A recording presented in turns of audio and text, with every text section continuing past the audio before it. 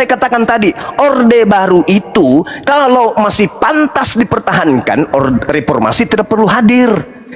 Kalau kemudian agama Kristen itu masih pantas dipertahankan, Islam tutup buku. Anda menyerang Al-Quran, Bible menampar Anda, Bible pasang badan. Hei tuyul, ngapain kau bahas terjemahan tuyul? Ini Bible yang Anda diketekmu mengatakan Tuhan mendatangkan kesesatan sehingga orang-orang kafir percaya kepada kebohongan. Ketika mereka para penghujat ini, yang mereka bahas Al-Quran, yang mereka bahas hadits. Ayo, berani tidak mereka membuktikan kebenaran agama yang datang sebelum Islam? Ada nggak yang berani? Kristen itu agama benar. Mari kita uji, benar nggak? Kalau benar, Islam tidak boleh. Islam tidak boleh. Kristen aja kita semua ini. Itu faktanya. Tidak mungkin reformasi dulu baru Orde Baru, gak mungkin. Orde Baru dulu baru reformasi. Setelah kita nyatakan Orde Baru itu sudah tak layak kemudian untuk dijadikan panduan hidup, baru ada reformasi. Nah, gitu saudaraku. Jadi kalau ada Kristen yang merasa dirinya hebat, silakan naik, mari kita bahas bahwa Islam tidak layak, yang layak adalah Kristen, dengan memberikan data-data bahwa Kristen itu layak untuk dianut. Nah itu, kalau memang layak untuk dianut, Islam gak perlu dibahas, tutup buku Islam, kita Kristen aja. Tapi karena Kristen lebih dulu, tidak bisa dikatakan Kristen dimatikan, Islam aja. Oh enggak, Kristen dulu kita buktikan, mana tahu di situ ada kebenaran. Kalau di situ ada kebenaran, Islam tutup. Jangan membahas Islam, Kristen tidak dibahas duluan. Kristen dulu yang kita bahas. Tapi kalau ternyata Kristen tidak sanggup, harus ada agama yang lebih bagus dari Kristen. Karena Yesus berkata dalam Matius 20, Matius 5 nomor 20, jika hidup agamamu tidak lebih baik dari ahli Taurat, maka engkau tidak akan layak masuk surga. Nah, setelah Yahudi, setelah ahli Taurat, Islam atau Kristen? Kristen dulu. Maka Kristen dulu yang kita uji. Jangan ketakutan. Polanya begitu. Masa bahas Islam sementara agama mereka kita tidak tahu benar atau tidak? Yang kita bahas dulu ini agama mereka dulu ini. Bagaimana Kristen itu? Apakah Kristen sudah cukup? Kalau sudah cukup, Islam nggak usah. Tapi kalau Kristen tidak cukup, ya Islam dong yang harus tampil sebagai agama terakhir. Masa bahas Islam Kristen kita nggak tahu seperti apa Kristen ini? Bahas Kristen dulu dong. Izin Bang Juma, apa ini yang baru naik? Iya, silakan. Yon, selamat siang. Selamat siang. Selamat siang. Ya, oke. Iya, silakan Bang. Ada yang mau disampaikan atau ditanyakan kepada Gurunda Zuma? Ya, saya mau bertanya sama Gurunda. Ya.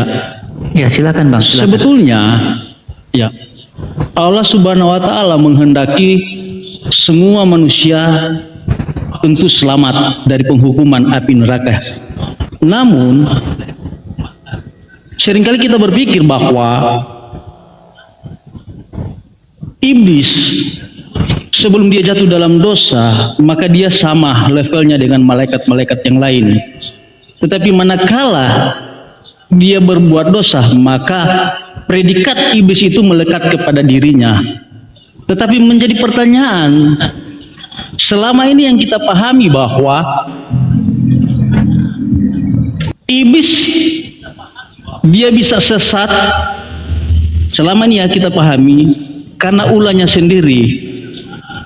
Tetapi dalam Al-Quran justru sebaliknya, karena dalam Al-Hijr 39 ya di sini berkata, Al-Hijr 39, ia dalam tanda kurung iblis berkata, Tuhanku, oleh karena engkau telah memutuskan bahwa aku sesat, aku pasti akan jadikan dalam tanda kurung kejahatan terasa indah bagi mereka di bumi, dan aku akan menyesatkan mereka semuanya. Ya, silakan Saudara Juma untuk menjelaskan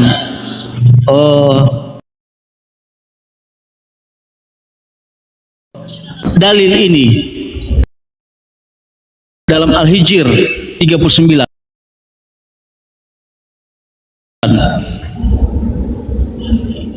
Oke, baik. Baik. Bismillahirrahmanirrahim. Ketika kemudian di dalam Al-Quran surah Al-Hijr ayat 39, Qala Rabbi bima aqwaitani la uzayyinanna lahum fil ard wa la ughwiyannahum ajma'in. Iblis berkata, Tuhanku, oleh karena engkau telah memutuskan bahwa aku sesat. Nah, di situ Anda menuduh seakan-akan Allah yang menyesatkan iblis. Nah, inilah bahayanya kalau umat terjemahan. Tidak pernah Allah itu mensesat-sesatkan iblis sebelumnya. Iblis itu adalah hamba Allah yang taat. Wa iz qala rabbuka lil malaikati inni ja'ilun fil ardi khalifah. Qalu ataj'alu fiha may yufsidu fiha wa yasfikud dima wa nahnu nusabbihu bihamdika wa nuqaddisu lak. Qala inni a'lamu ma la ta'lamun. Sejak semula ketika Allah hendak menciptakan manusia, makhluk yang mereka disebut sebagai malaikat itu sudah menyatakan keberatan terhadap apa yang diinginkan oleh Allah. Aku hendak menciptakan hambaku bernama Adam di atas muka bumi ini. Para malaikat kemudian mendengarkan itu. Muncul pembangkangan di antara mereka. Pembangkangan yang muncul di antara mereka inilah yang disebut iblis. Iblis itu sifat yang melekat kepada makhluk pembangkang. Jadi tadinya itu adalah mereka makhluk-makhluk yang taat, Azazil.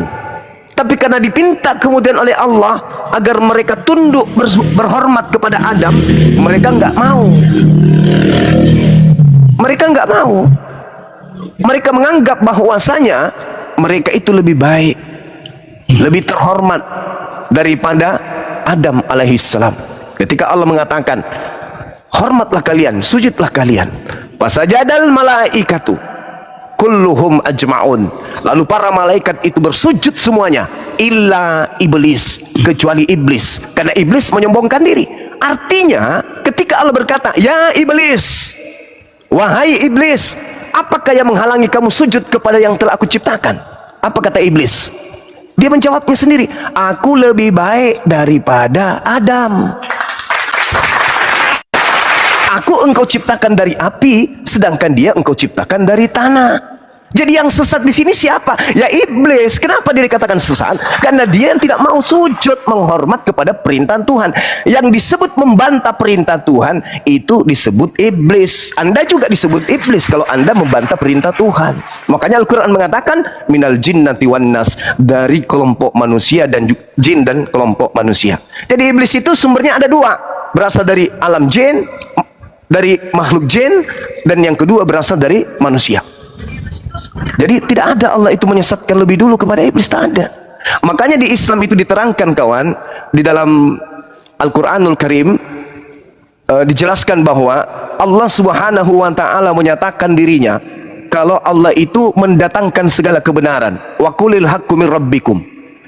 Kebenaran itu semuanya datang dari Tuhanmu. Faman syaa falyu'min. Barang siapa yang mau beriman silakan beriman, dan siapa yang mau kafir silakan kafir. Pilihan, free will.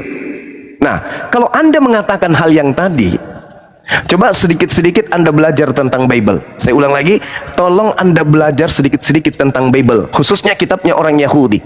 Kejadian 3 nomor 15, aku akan mengadakan permusuhan.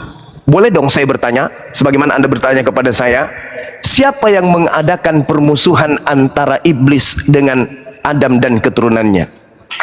Mohon dijawab kawan, silakan.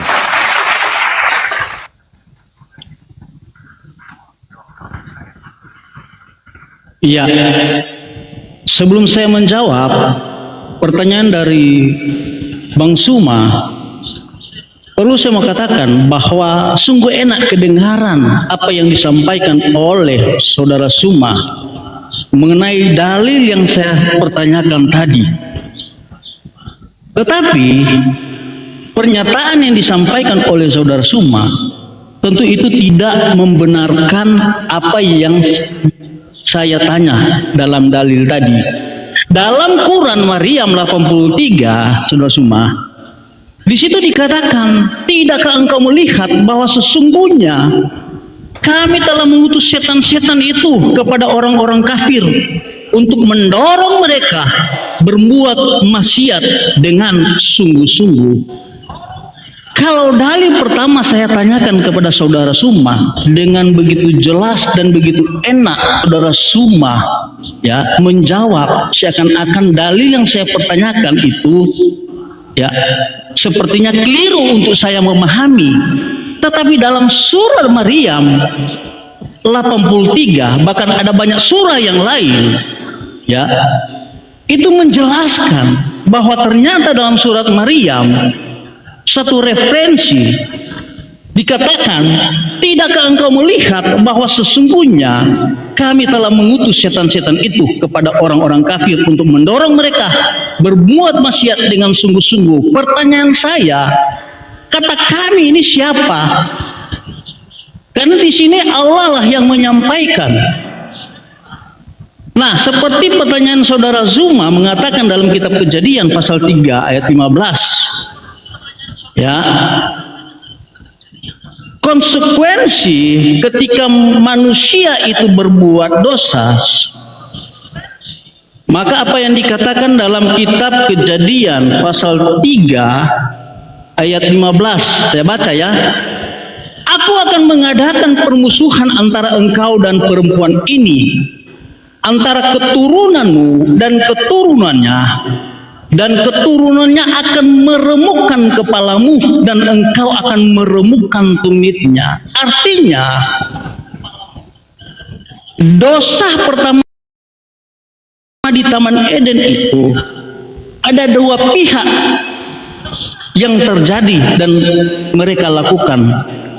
Pertama ular, bahkan kedua manusia. Dikatakan aku akan mengadakan permusuhan antara engkau dan perempuan ini. Kata engkau di sini itu berbicara iblis, dan perempuan ini berbicara keturunan manusia, dan itu merupakan satu nubuatan. Kalau Bang Zuma memiliki HP dalam aplikasi Alkitab, klik saja tanda bintang di situ. Maka di situ jelas dalam Wahyu 12 ayat 17, maka marahlah naga itu kepada perempuan itu lalu pergi memerangi keturunan yang lain. Jadi ini berbicara masalah nubuatan ketika terjadi peristiwa di Taman Eden di mana manusia melanggar perintah Allah, mereka memakan buah yang dilarang oleh Allah. Bahkan si iblis itu adalah sumber penipu, sumber kejahatan.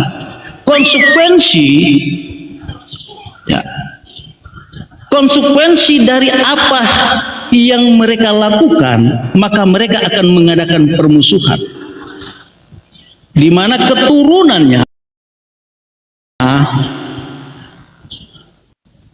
akan meremukkan kepalamu, yaitu keturunan dari perempuan, yaitu Yesus akan meremukkan kepala dari si iblis, dan si iblis ini akan meremukkan tumitnya.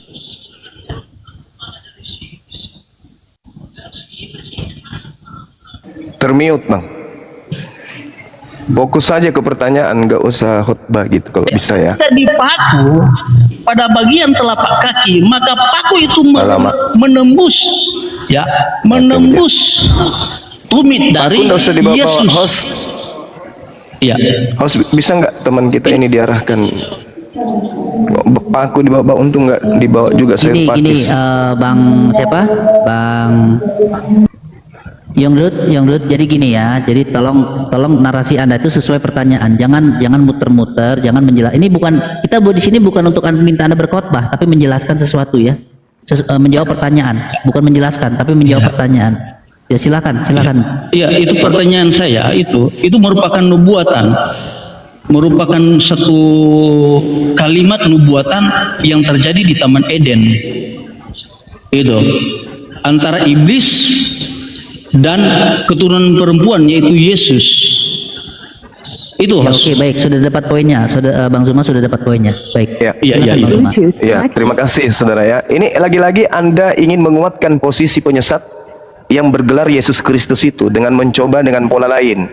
Kalau Kristen yang tadi ngambilnya di Yesaya 9, ngambil kemana-mana perginya hanya untuk melantik penyesat yang bergelar Yesus Kristus yang Yesus nubuatkan. Anda muncul lagi-lagi begitu.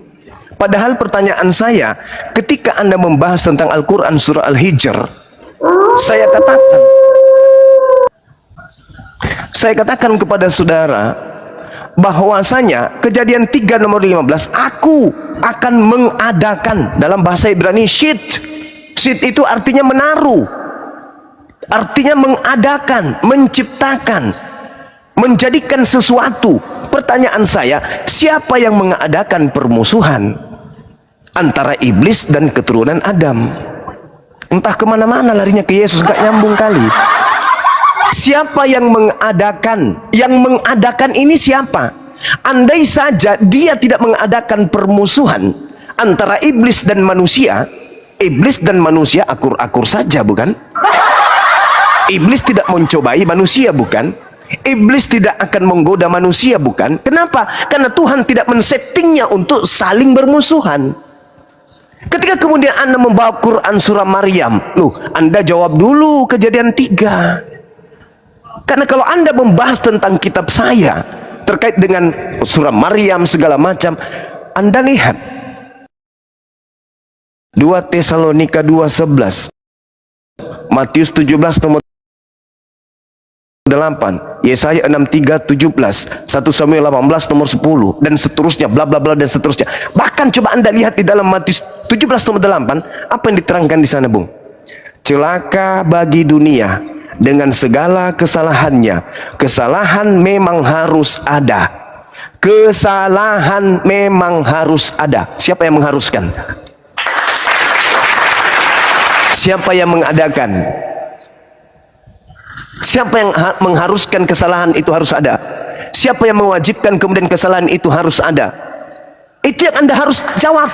Karena kalau dalam Islam, tadi saya sudah katakan, kebenaran itu semuanya telah datang dari Tuhanmu. Barang siapa yang mau beriman, silakan beriman. Siapa yang mau kufur, silakan kufur. Kenapa? Dari pola awalnya, Bung, tsumma la'atiyannahum min baini aydihim wa min khalfihim wa man aymanihim wa an sama'ilihim wa la tajidu aktsarahum syakirin. Kemudian aku iblis akan mendatangi manusia dari depan, dari belakang, dari kanan, dari kiri dan seterusnya. Kenapa bisa demikian? Karena tadi ada yang menciptakan permusuhan. Siapa itu?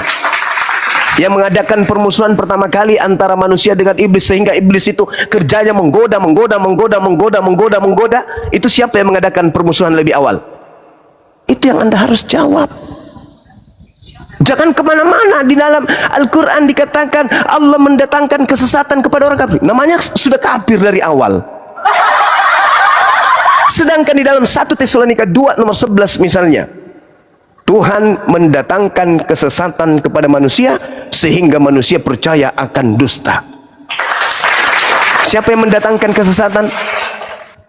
Siapa yang mendatangkan kesesatan? Tuhan. Jangan bahas tentang Al-Quran, kenapa begini, kenapa begitu. Jangan bahas itu. Anda akan keteteran. Karena Bible Anda yang akan menghantarkan Anda kemudian untuk malu. Karena yang menciptakan kejahatan, yang mengadakan kejahatan, itu Tuhan di dalam Bible. Sehingga Al-Quran memberikan penawaran. Al-Quran datang sebagai penawar. Al-Quran datang memberikan solusi.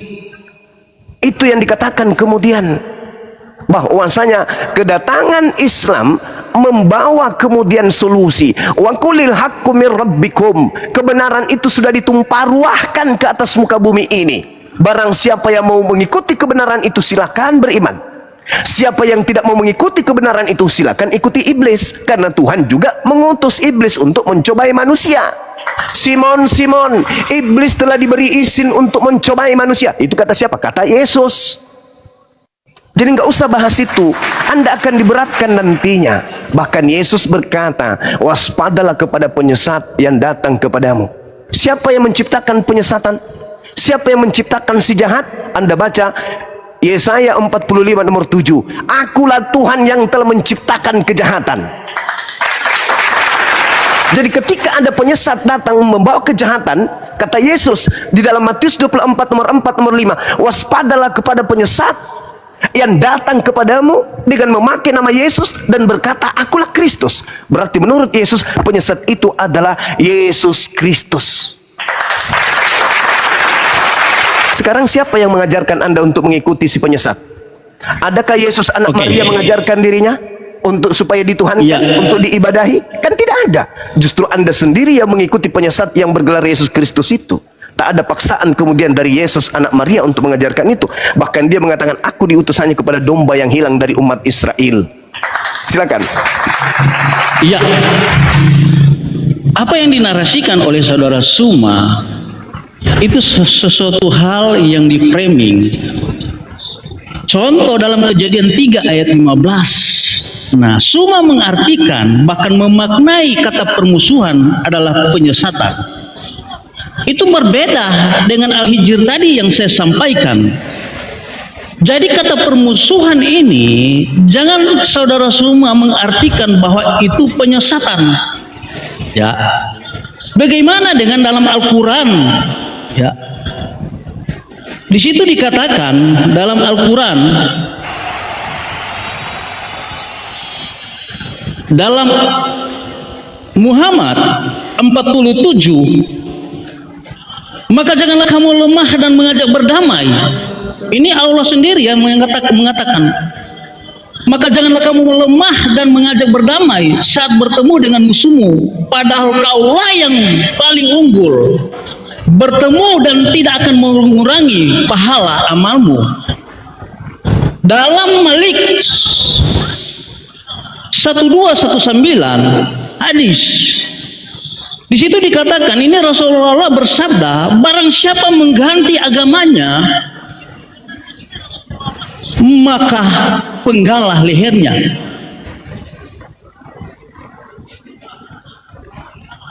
Nah, bagaimana dengan narasi-narasi ini? Kalau saudara Suma beranjak dari Kejadian 3 ayat 15 dan memaknai itu satu penyesatan yang Allah berikan kepada manusia, kita kan tahu bersama, sebelum kalimat itu disampaikan oleh Tuhan, baik kepada iblis maupun kepada manusia Adam dan Hawa, itu ada ceritanya, ada peristiwanya. Karena mereka kompromi dengan dosa, mereka tidak mematuhi perintah Allah. Oke, baik, saudara Iyang, silakan langsung ke ini ya, ke topik pertanyaannya. Silakan langsung. Nggak nyambung. Jadi maksud saya, saudara Suma membangun satu konstruksi, ya, narasi yang boleh dikatakan itu terlalu jauh untuk memaknai bahwa kata permusuhan di situ, ya.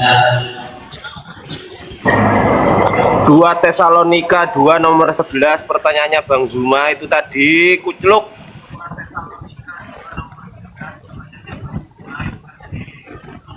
Iya Bang, jangan melebar kemana-mana Bang. Tuhan mengadakan permusuhan, jelas itu. Tuhan sendiri yang memproklamirkan dirinya sebagai pembuat permusuhan. Itu jelas. Lalu Anda mengatakan, bunuhlah, bunuhlah. Hei, saudara, Anda baca kitab yang Anda ambil secara tidak sah dari agama Yahudi.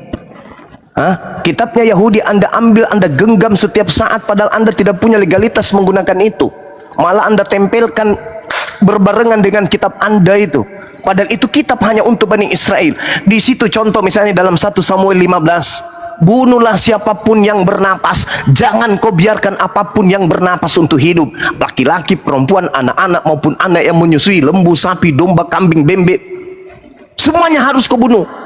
Itu dalil. Kenapa? Karena beda keyakinan dengan apa yang diajarkan oleh Tuhan. Bunuh semua orang yang berbeda agama, yang mengajarkan menyembah kepada ilah lain. Karena aku adalah ilah yang pencemburu. Tidak usah kemana-mana saudaraku. Anda yang punya beban, Anda yang bawa tema, Anda yang harus menyelesaikan. Tuhan yang mengadakan permusuhan, bukan? Tuhan kan yang mengadakan permusuhan.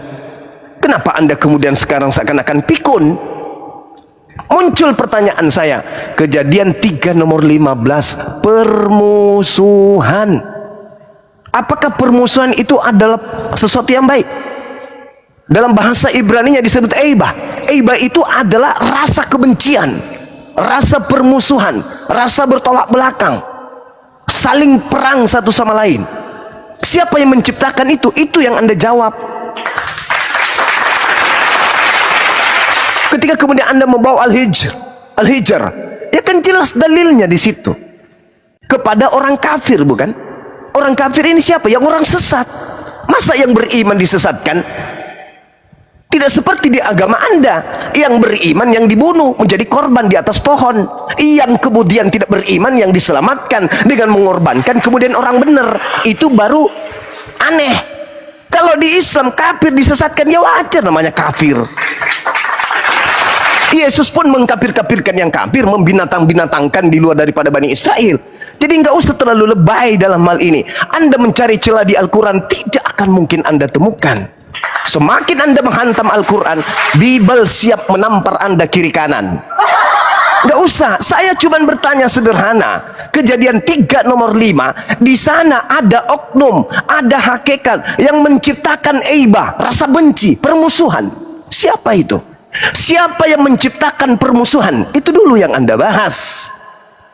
Kalau setan diutus untuk orang kafir, ya nggak apa-apa, wajar. Namanya orang kafir. Siapa suruh lu kafir? 2 Tesalonika 2 nomor 11. Tuhan mendatangkan kesesatan. Siapa yang mendatangkan kesesatan? Siapa? Tuhan. Jadi nggak usah lebay. Kepada siapa? Kepada orang-orang. Supaya kenapa? Supaya mereka percaya kepada dusta. Terlalu jauh Anda kemudian berselancar ke Al-Quran, sementara Anda cuma modal terjemah. Bible, saya katakan tadi, Orde Baru itu kalau masih pantas dipertahankan, reformasi tidak perlu hadir. Kalau kemudian agama Kristen itu masih pantas dipertahankan, Islam tutup buku. Anda menyerang Al-Quran, Bible menampar Anda. Bible pasang badan. Hei tuyul, ngapain kau bahas terjemahan tuyul? Ini Bible yang Anda diketekmu mengatakan Tuhan mendatangkan kesesatan sehingga orang-orang kafir percaya kepada kebohongan. Mari saya buktikan, Bung. 1 menit saya buktikan. Yesus berkata kepada Bani Israel, orang-orang yang tidak makan babi, orang-orang yang ibadah Sabtu bukan Minggu, orang-orang yang tidak berkulup bukan berkulup kayak kalian, orang-orang yang mengkitabkan Taurat. Apa kata Yesus? Wahai Bani Israel, ya paman, waspadalah kepada penyesat yang datang kepadamu dengan memakai namaku dan berkata, akulah Kristus. Dia Kristus ini akan menyesatkan banyak orang. Coba, Anda percaya enggak itu? Percaya, paman. Kenapa Anda tidak menepati? Kenapa Anda tidak mengikuti? Karena Anda sudah terbelenggu dan percaya kepada dusta. Yesus loh, konon orang yang kau tuhankan, kawan, mengatakan kepada muridnya Bani Israel, hei kalian Bani Israel, ya paman, waspada kepada penyesat yang datang kepadamu dengan memakai nama Yesus dan berkata, akulah Kristus. Dia akan menyesatkan banyak orang. Apakah kalian bergeming? Apakah kalian sadar dengan ucapan Yesus itu? Tidak. Kenapa? Kalian sudah dipenuhi iblis, sehingga kalian percaya dusta, percaya kepada penyesat. Orang-orang Yahudi percaya enggak kepada sosok yang datang kepada Paulus? Akulah Yesus yang kau aniaya. Orang Yahudi percaya enggak? Percaya enggak? Tidak percaya. Yang percaya hanya orang-orang yang terjebak. Sabar dulu. Saya ingin membuktikan kepada saudara bahwa iblis itu telah menyesatkan manusia, karena sejak dari awal Tuhan sendiri yang mengadakan permusuhan itu. Makanya umat Islam memusuhi setan. Makanya umat Islam memusuhi kemudian saudara-saudaranya setan. Dalilnya di mana? Faqatilu awliya asyaitan. Al-Quran itu. Perangilah saudara-saudaranya setan. Berarti kami memusuhi berdasarkan Kejadian 3 nomor 15. Kalau di Kristen enggak, kasihilah musuhmu. Musuh manusia apa? Menurut Kejadian 3 nomor 15, musuh manusia apa? Iblis. Tapi Kristen apa katanya? Kasihilah musuhmu. Berarti yang dikasihi siapa? Iblis. Hati-hati bernarasi ente, apalagi bahas Quran. Hati-hati. Jangan sok mau dibilang cantik, jangan sok mau dibilang manis. Bahas Al-Quran jangan. Level kalian tidak sampai ke sana. Hadis maudhu aja kalian belum sampai, apalagi Al-Quran. Jangan oke-oke aja. Jawab pertanyaan saya. Siapa yang menciptakan permusuhan? Silakan. Bisa nggak? Oke. Tadi Suma menarasikan dalam 2 Tesalonika 2 ayat 11 dan 12. Ya, jawaban saya seperti jawaban yang disampaikan oleh saudara Suma. Karena Suma hanya mencopot 1-2 ayat. Dan itulah style dari Suma. Tetapi kalau kita melihat dari ayat-ayat sebelumnya, ya, dalam ayat 9 di situ dikatakan kedatangan si pendurhaka itu adalah pekerjaan iblis dan akan disertai rupa-rupa perbuatan ajaib, tanda-tanda dan mujizat palsu dengan rupa-rupa tipu daya jahat terhadap orang-orang yang harus binasa karena mereka tidak menerima dan mengasihi kebenaran yang dapat menyelamatkan mereka. Sehingga muncullah dalam ayat 11 sampai ayat 12, dan itulah sebabnya Allah mendatangkan kesesatan atas mereka. Artinya si pendurhaka ini datang, baik itu dalam rupa pengajaran bahkan mujizat, untuk menyesatkan orang-orang yang benar, yang hidup dan percaya kepada Yesus. Nah, konsekuensi dari apa yang mereka lakukan, si penyesat ini, maka muncullah narasi pada ayat 11. Ya, beda, saudara Suma, di dalam Quran. Ya, di sini dalam Muhammad 47, maka jangan kamu lemah dan mengajak berdamai. Ya, kalau Allah itu benar-benar mau menyelamatkan manusia, sekalipun manusia itu ya dosanya seperti ya noda kirmisi, tetapi cara Tuhan untuk menyelamatkan manusia bukan mengeksekusi manusia, tetapi bagaimana Tuhan harus mengasihi manusia dengan firman, di mana lewat pengajaran yang bersih dan benar, sehingga yang tadinya, saudara Suma, yang dikatakan orang yang tadinya berselisih antara satu dan yang lain, mungkin beda pikiran, beda agama, tentu cara Tuhan bukan untuk ya menaruh dendam, menaruh kebencian. Beda dalam Muhammad 47, justru Allah Oke, baik saudara Yahir, waktu Anda sudah habis ya. Anda lihat timer di atas, saya kasih waktu 3 menit Anda untuk menjawab. Silakan Bang Zuma. Saudara, saya katakan 2 Tesalonika, Anda mengatakan saya comot. Anda tadi barusan ngapain? Al-Quran surah Muhammad, Al-Quran surah. Ngapain Anda barusan? Anda nggak comot. Yang Anda comot terjemahan dan tafsir bahlul yang Anda punya. Sekarang Anda lihat tuh, Lukas 14 nomor 26. Jikalau seorang datang kepadaku dan tidak membenci bapaknya, tidak membenci ibunya, tidak bisa menjadi pengikutku. Apa itu namanya? Ajaran kebencian. Bagus gak tuh? Gak usah Anda lebay. Anda kembali ke data di dalam Al-Quran yang Anda bawa barusan. Apa yang dikatakan dalam Al-Quran, kata Anda surah Al-Hijr tadi? Hah? Iblis berkata. Ini iblis berkata nih. Iblis loh. Tuhanku, engkau telah memutuskan aku sesat. Saya ingin bertanya, jawab singkat. Iblis itu menurut Anda sesat atau tidak? Silakan jawab. Iblis itu sesat atau tidak? Sesat ya, kan? sesat. Nah, terus kenapa kemudian ketika Anda membawa data ini, seakan-akan Tuhanku yang menyesatkan iblis ini? Seakan-akan Tuhan Karena Rasul Al-Hijr mengatakan seperti itu. engkau telah memutuskan bahwa aku sesat. Apakah iblis itu sesat? Iya. Itu Anda memutuskan bahwa iblis itu sesat. Tuhan saya salah enggak? Salah enggak? Beda, Zuma. Kata sesat yang dikatakan Al-Hijr itu berbeda dengan pertanyaan yang kamu tanyakan kepada saya. Hei, saudara, dengarkan saya. Kau harus banyak belajar Bible sebelum kau hadapi saya. Wahyu 19 nomor 9 nomor 10, naga besar itu, si ular tua yang disebut iblis itu atau satan itu, yang menyesatkan seluruh dunia. Salah enggak Al-Quran saya ketika Bible sendiri mengatakan bahwa setan itu adalah penyesat dunia? Salah enggak Al-Quran? Beda. Dalam Wahyu itu beda. Al-Quran mengatakan iblis itu sesat, Bible mengatakan iblis itu sesat. Apa bedanya? Karena narasi dalam Bible itu jelas bahwa iblis karena dia memberontak terhadap Allah dalam kitab Yesaya, maka ini dicampakkan ke bumi. Yang saya bacakan tadi Al-Quran surah 1. Yang saya bacakan tadi Al-Quran surah 1.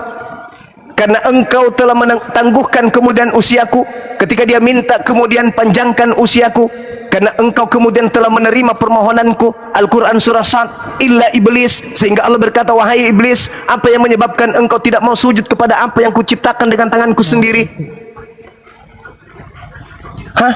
Ya, giliran Al-Quran Anda kalau pura-pura bingung. Zuma, kalau kamu membela pernyataan kamu dengan cara ya untuk menolak pertanyaan yang saya ajukan pertama kali dalam Al-Hijr, mana ada saya menolak, saya menjelaskan. Kita objektif, tetapi saya menjelaskan. Dalam Muhammad 47 bagaimana Allah ya mengadakan. Kamu itu gimana sih?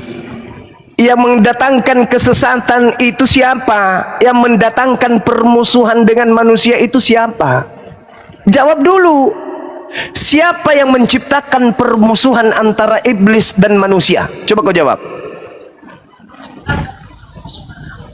Kejadian 3 ayat 15. Yang mengadakan permusuhan siapa? Ya, Tuhan mengadakan permusuhan. Siapa yang mengadakan? Antara keturunanmu dan keturunan perempuan. Yang jadi, mengadakan iblis dengan manusia. Yang mengadakan permusuhan di situ siapa? Oke, secara spesifik yang kita perhatikan dalam Kejadian 3 ayat 15 itu jelas-jelas di situ Tuhan. Tetapi Tuhan. dalam konteks di situ cuma bukan kepada manusia dengan manusia. Apa omong? Siapa yang bilang manusia? Saya berkata kepada saudara-saudara, Satu makna yang kita simak dalam kitab Kejadian 3 ayat 15 yang mengadakan antara keturunan dari perempuan itu dan si iblis, antara Yesus yang adalah merupakan nubuatan dan penggenapan itu dengan si iblis, seperti yang saya munculkan dalil saya dalam kitab Wahyu. Kenapa kau bawa Yesus ke sana? Kenapa kau bawa Yesus ke sana? Kenapa? Apa hubungannya dengan Yesus di kitab Kejadian itu? Jangan pingin kali kau lanti Yesus Kristus yang datang itu sebagai Tuhanmu kawan. Apa yang diucapkan dalam kitab Kejadian 3 ayat 15? Apa hubungannya dengan Yesus? Merupakan satu narasi yang merupakan nubuatan tentang Yesus. Nenek Nukitel. Bagaimana tumitnya remuk. Saudara, jangan kau buat saya tertawa. Kejadian 3 nomor 15 itu ada hubungannya dengan Yesus. Itu berbicara mengenai keturunan Adam. Coba lihat Habil dan Kain. Permusuhan kan? Begitu seterusnya ke bawah. Apa pula Yesus ke bawah ke situ?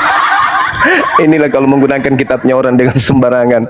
Tidak ada. Kalau saudara semua mengaitkan peristiwa Kain dan Habel itu karena ulama dari manusia, karena tidak mentaati perintah Allah, mereka memakan buah yang dilarang oleh Tuhan, maka konsekuensinya ya kalau Anda mengatakan itu untuk Yesus, kalau Anda mengatakan itu untuk Yesus, iblisnya tidak datang kepada Adam di Ganbi Eden. Iblisnya nanti datang ketika Yesus lahir. Alamak. Tapi faktanya iblisnya datang kepada Adam dan Hawa. Iblisnya datang kepada keturunan Adam dan Hawa. Kenapa larinya ke Yesus? Inilah kalian Kristen selalu menggunakan kitabnya ayat agama Yahudi, selalu menggunakan kitabnya agama Yahudi untuk konsep iman kalian itu. Apa hubungannya? Sekarang saya tanya, saudara gini, sesuatu yang spesifik dan implisit. Sekarang gini, Di mana secara spesifik? sekarang begini kawan, apa hubungannya antara kitabnya Nabi Musa dengan Kristen? Apa hubungannya?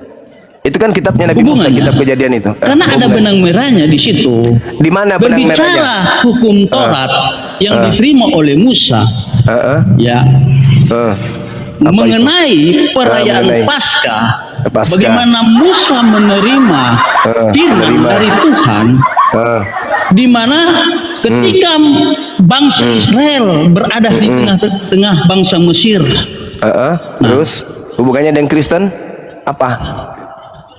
Musa ingin mengeluarkan bangsa Israel dari Ya Mesir udah selesai dengan cara mempersembahkan domba Paskah. domba Nah, domba Paskah. Paskah itu ada Paskah. benang merahnya Dengan? dalam kitab Perjanjian Baru. Nenekmu yang mana yang ngajarkan itu? Orang Yahudi, Imamat 1 nomor 2, katakanlah kepada orang Yahudi apabila mereka ingin mempersembahkan dosa penebus dosa, maka hendaklah mereka mempersembahkan ternak hewan. Sejak kapan Yesus itu jadi hewan ternak? Jawab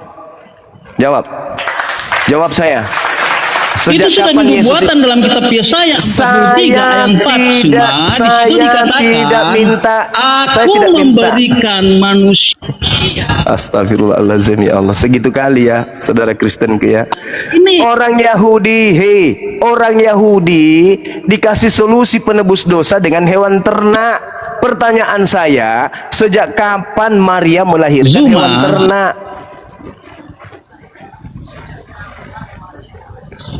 Kawan, Jangan di-mute.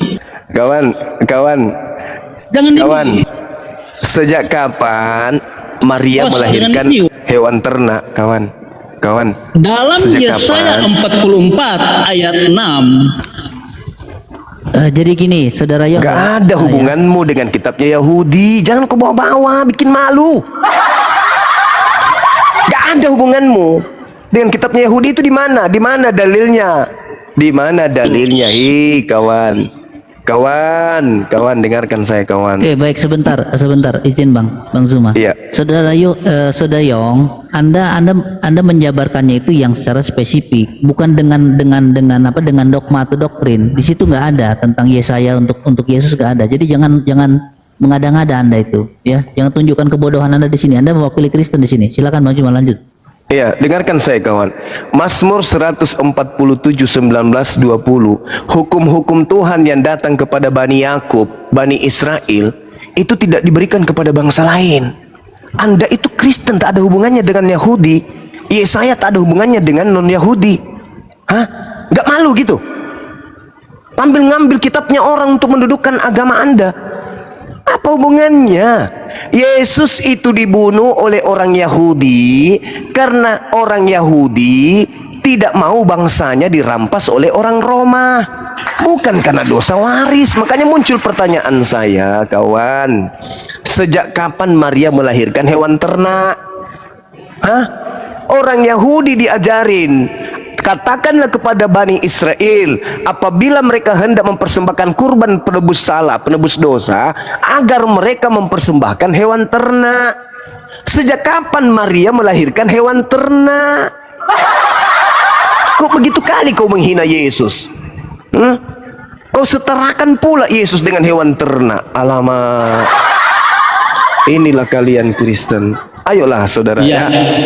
Jangan comot-comot Kalau ayat saudara semua membantah narasi yang saya sampaikan lewat dalil dalam Alkitab, dalam kitab Yesaya semua 47 ayat 4, kata penebus, ya, kata penebus ini Yahweh sendiri mengatakan, semesta alam yang maha kuasa. penebus.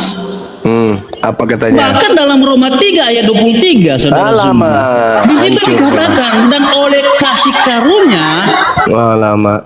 Kita telah dibenarkan dengan cuma-cuma dengan penebusan dalam Kristus Yesus. Kalau berbicara penebus, Saudara Zuma, ya, hanya Yahweh lah yang penebus. Ya, Tidak ada manusia di bawah ya, langit ini memang sebagai penebus. makanya Yahweh Tetapi atau dengar dulu, dengar. Tetapi Yesus mengklaim dia adalah penebus.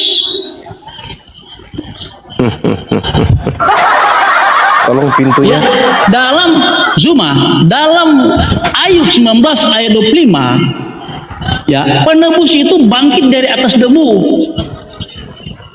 Pernahkah Yehova itu pernah mati dan bangkit dalam kitab Perjanjian Lama? Dan ini merupakan benang merah nubuatan mengenai Yesus yang adalah Yehova, yang adalah Allah, yang adalah Tuhan. Dia akan mati dan dia akan bangkit. Luar biasa ini. Udahlah bang, saya angkat tangan bang. Saya nggak bisa kalau saya diskusi sama pembohong. Cuma ini bukan doktrin. Yon, kamu nanti saya turunkan Yon ya. Nggak sanggup saya. Kalau anda cuma menipu, saya nggak. Ini bukan doktrin. Ini Diam. Yon, dengar dulu Yon. Kau ditanya sama Bang Juma, yang dilahirkan oleh Maryam itu hewan ternak atau manusia? Kau jawab, jangan gak nyambung. Jawab itu. jenis manusia lah apologet. Ya, Udah berarti diam, lanjut Bang Juma. sedangkan orang Yahudi dalam hal penebus salah, penebus dosa itu hewan ternak. Kalian itu dari mana datang-datang kok korbannya harus manusia?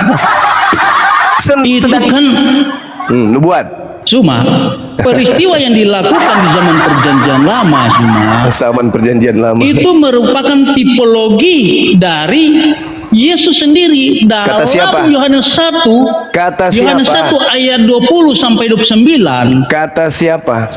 Kata siapa? sendiri mengatakan, Kata siapa? inilah anak domba Allah yang mengangkut seluruh dosa umat manusia. Matamu rusak berarti. Masa manusia aku bilang domba? Rusak matamu kawan. Kamu pahami kan apa yang saya katakan tadi? Dalam ritual di Perjanjian Lama, ya, di zaman Taurat. Nah, anak domba Paskah itu merupakan tipologi dari Yesus. Bukan domba. Sebab itu, dengar Usma, ketika Yesus tergantung di kayu salib, berhenti ya, menghina Yesus. maka kawan, dia berhenti. katakan sudah genap. Berhenti menghina Bahkan Yesus. ketika Berhenti menghina Yesus. Berhenti. Yesus Berhenti menghina Yesus. Jangan kau katakan Yesus itu binatang. Berhenti. Zuma, Berhenti. Jangan kau sebut Yesus itu binatang. Kami tidak terima kawan. Berhenti kau menghina Yesus. Yesus di dalam Matius 8 nomor 4 mengajarkan pengikutnya memberikan korban hewan. siapa bilang, Zuma? Jangan kau menghina Yesus kawan. Jangan kau hina Yesus. Dahlah. Dengan kau mengatakan Yesus itu hewan, dengan mengatakan Yesus itu hewan, itu kau sudah menghina Yesus. Teman saya dilaporkan ke pihak kepolisian gara-gara mengatakan Yesus itu hewan. Nah, kamu hari ini ingin kali Yesus itu hewan. Jangan kau hina Yesus, jangan kawan. Yesus itu manusia suci. Jangan kau setarakan dia dengan binatang. Jangan mulutmu itu kau seakan-akan memuliakan Yesus, tapi kau menghinakan itu. Orang Yahudi diajarkan, hendaklah katakanlah kepada orang Yahudi apabila mereka mempersembahkan kurban hewan, agar mempersembahkan hewan ternak, domba, kambing, sapi, lembu. Itu. Kenapa kemudian Anda mengatakan bahwa Yesus ini manusia, itu adalah domba? Itu tadi. Tuhan mendatangkan kesesatan. Makanya kau sesat sehingga kau percaya dusta. Dusta itu kalau kau mengatakan Maria melahirkan binatang, itu dusta. Yesus kau sebut kambing, domba, itu dusta. Tapi kau percaya. Kenapa? Karena kau dalam lingkaran pengaruh makhluk yang mengaku Yesus Kristus. Kan Yesus mengatakan tidak sia-sia. Waspada kepada penyesat. Yang namanya penyesat pasti akan menyesatkan orang. Bukti bahwa Anda disesatkan, manusia Anda katakan domba. Maria melahirkan domba. Tapi Anda percaya bukan? Nah, itulah makanya orang Yahudi murid Yesus tidak percaya kepada Yesus Kristus yang penyesat itu. Tapi kalian mengusungnya malah menjadi jadi sembahan. Sekarang ketika Anda menggantikan Tuhannya Yahudi yang tidak serupa dengan manusia, yang bukan manusia dan bukan anak manusia, Anda ganti dengan makhluk yang datang kepada Paulus, siapa yang tepuk tangan? Tuhannya Yahudi atau iblis? Siapa yang tepuk tangan ketika Anda menggantikan Tuhannya Yahudi dengan sosok yang datang mengaku Yesus Kristus? Siapa yang tepuk tangan? Ketika Anda mempertuhankan makhluk roh yang datang kepada Paulus mengaku Yesus Kristus, Anda tuhankan, Anda ibadahi, Anda layani, siapa yang tepuk tangan?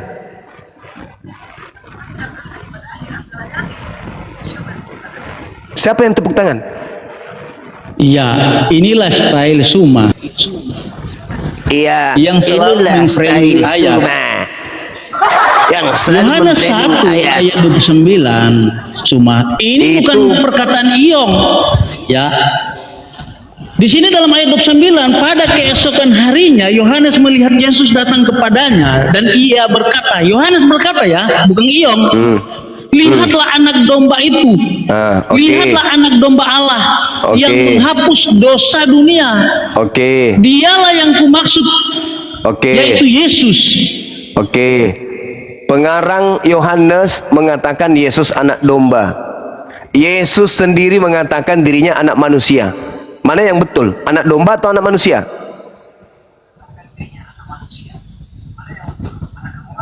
Matius 24 nomor 30. Yesus datang Zuma. sebagai anak manusia. Ya. Ketika Yohanes menyampaikan dalam Yohanes 1 ayat 29 sampai 30, bukan berarti kami menolak Yesus itu bukan manusia. Tapi Yesus itu manusia juga 100%, manusia. domba juga 100% gitu. Nah, ini Lalu apa? Suma. Saya katakan tadi, ya, peristiwa yang dilakukan di zaman Perjanjian Lama ketika bangsa Israel mengorbankan domba Siapa Paskah, Anda? Siapa itu Anda? Siapa Anda sampai Anda bisa mentafsirkan tipologi kitabnya Yahudi? dari Yesus. ya, Yesus. Nah, siapa pertanyaan saya mentafsirkan kitabnya Yahudi seperti itu? Anda siapa?